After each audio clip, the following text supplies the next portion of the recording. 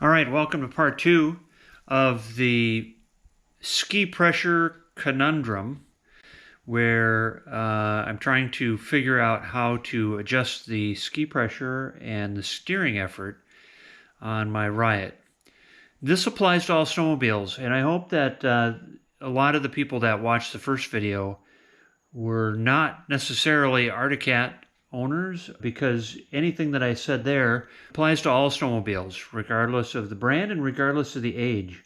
So I think it's really a pertinent topic and not very well understood. But in this case, we talked about there were several different ways that we could adjust the ski pressure.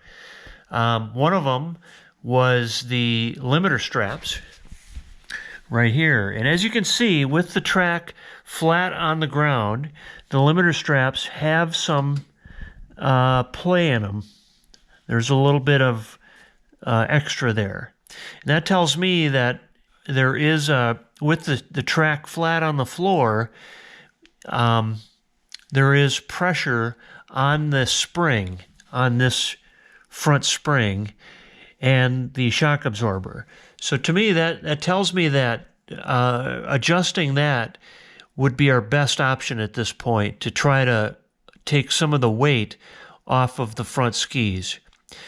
In my first video, part one, I also talked about the position of the bolt here. So this bolt also affects the position of the front part of the track. And in this case, the bolt is in the upper position. Now I checked the shop manual, and that happens to be the factory position.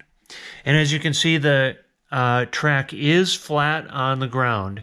This is important because you want this position here, this part of the front suspension, you want that to actually have some force pushing against the ground, because that's your leverage to lift the skis off the ground.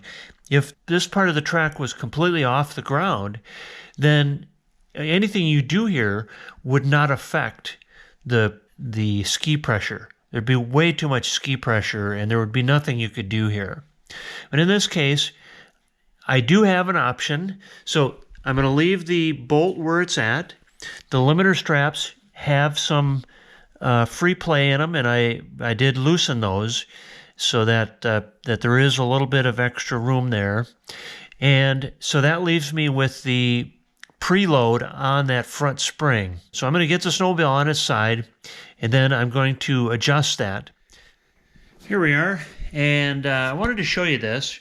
It just so happened that the lock ring on that adjustment on the shock absorber there, the lock ring was at the absolute perfect angle, so that when I put the spanner wrench on, I was hitting the wheel, and I couldn't loosen the lock ring. So I had to take the idler wheel off, which goes right there, and then I was able to loosen the lock ring. So here's the lock ring,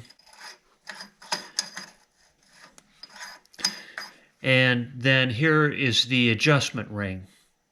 Now I took a screwdriver and I just put a little scratch in this one cog here, so that I would know where, to make sure I get a full revolution on this. And I'm going to crank this. Now, if you remember from firefighter school, righty-tighty, lefty-loosey. Okay?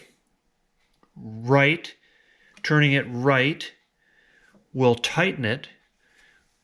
Loosening it, you want to go to the left. Lefty-loosey, righty-tighty. Okay, so I'm going to do that. I'm going to go one revolution. Then I'm going to snug this lock ring back up, and then I will be ready to get it back upright and on the snow. Hold on. All back together, and I'm ready to get this thing upright and back on the snow. So the next part of the video you'll see is me on the snow trying it out. One thing I will say, I would use spanner wrenches which are intended to be used for that. Here's an example of this is a spanner wrench that I used. And it doesn't matter what the brand is. In this case, it was just a cheap Chinesium spanner wrench. and it worked just fine.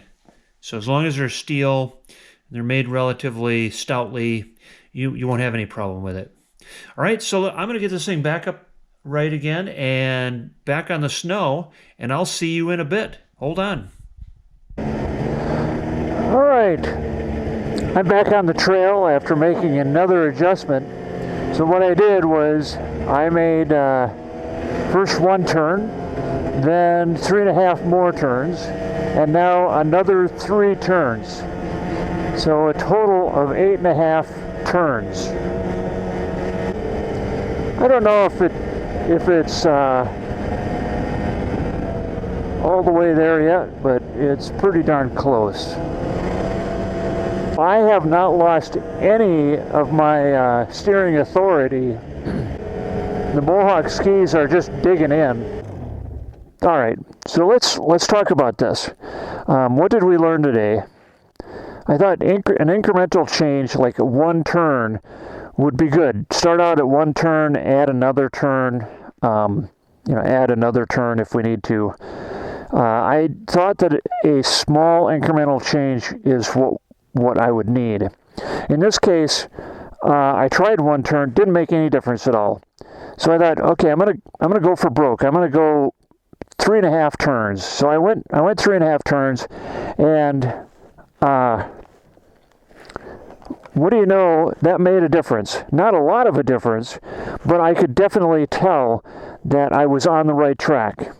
So I went another 3 turns, and I'm almost there. I think if I'd go another 2 to 3 turns, and I'd leave it there. I want to see where it's at. It was really hard for me to see with all the snow and ice on it, and all the riding I've been doing today. It was really hard for me to see where exactly I was and how much more room I have to play with there. But overall, I think I set out my objective was to lighten the ski pressure to make it easier to steer, and I think I made it.